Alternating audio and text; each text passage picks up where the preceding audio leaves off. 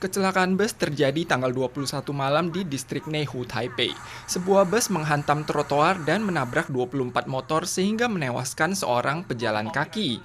Insiden tersebut terekam oleh sebuah kamera mobil. Saat itu bus menabrak seorang pejalan kaki pria di trotoar dan seorang polisi. Korban berusia 50 tahun tersebut langsung kehilangan napas dan detak jantung serta tewas saat dilarikan ke rumah sakit. Polisi berusia 30 tahun tersebut mengalami luka di bagian leher dan tulang belakang, sedangkan penumpang bus tidak mengalami cedera. Pengemudi bus mengakui bahwa ia mengantuk sejenak. Operator bus menyatakan bahwa pengemudi tidak memiliki catatan kerja berlebihan. Kasus ini akan diproses sebagai kriminal kematian akibat kelalaian. Kasus kematian saat karantina rumah dikabarkan terjadi di Kaohsiung. Seorang wanita 40-an tahun kembali dari Shanghai, Tiongkok tanggal 16 dan menjalani karantina rumah di distrik Linyuan. Ia dikabarkan tewas tanggal 21 sore. Dinas Kesehatan Kaohsiung menyatakan wanita tersebut menjalani karantina rumah tanggal 16. Tidak ada kelainan saat ia dihubungi oleh petugas tempat setiap harinya. Namun tanggal 21 siang saat petugas kebersihan menghubunginya untuk membersihkan sampah, tidak ada yang menjawab. Ini adalah kasus kematian saat karantina rumah kedua di Kaohsiung. Kasus pertama terjadi pada seorang wanita di kawasan Meinong yang juga kembali dari Tiongkok, namun tidak ada hubungannya dengan pandemi. Dinas Kesehatan menyatakan walau ada unsur penyakit kronis pada kasus kali ini, namun tidak parah. Penyebab kematian harus menunggu pemeriksaan lebih lanjut. Sambil menunggu dideportasi ke Vietnam, para PMA yang kehilangan kontak ini memakai pakaian pelindung dan masker serta mengantri untuk diukur suhu tubuhnya. Jumlah penerbangan dari dan ke Vietnam menurun pada saat masa pandemi. PMA yang kehilangan kontak ini hanya dapat dipulangkan saat kursi pesawat tersedia sehingga menyebabkan membludaknya PMA kaburan di penampungan. Vietnam memberlakukan lockdown mulai akhir Maret dan mengirim pesawat mereka ke Taiwan untuk menjemput warganya pada saat pandemi tertangani. NIA dan TEKO di Vietnam juga mengupayakan agar PMA ini dimasukkan dalam daftar yang dipulangkan.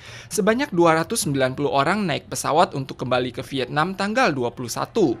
那我们希望在中秋节之前，让他们能够顺利平安地回到越南，跟家里的人团聚。所有的防疫工作，我们都按照疫情指挥中心的一个规定，那么在今天出手之前，我们也一样有在做一次的一个量测体温，做各种的一个监测。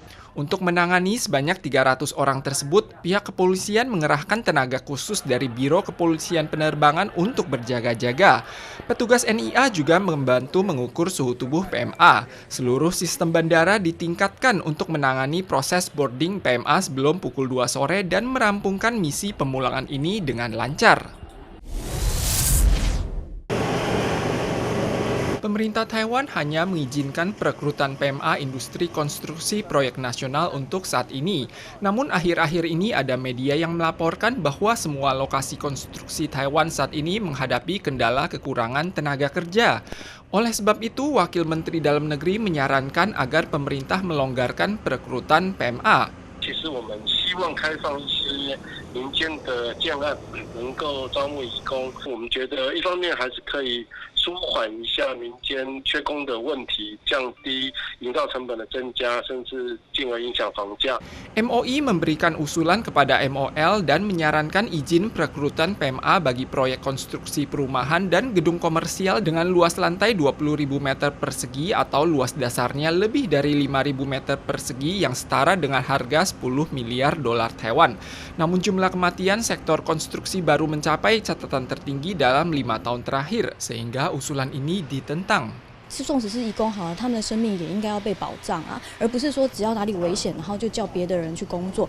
Serikat swasta merasa seharusnya sarana dan keamanan konstruksi harus dibenahi terlebih dahulu dan bukannya mengandalkan tenaga kerja murah untuk mengatasi kendala kekurangan tenaga kerja. Sebelum mengadakan latihan PMA terkait bahaya lokasi konstruksi, kendala bahasa juga harus ditangani terlebih dahulu. Isu perekrutan PMA ini akan dibahas pada diskusi kelompok tanggal 29 dan akan diputuskan oleh kebijakan MOL.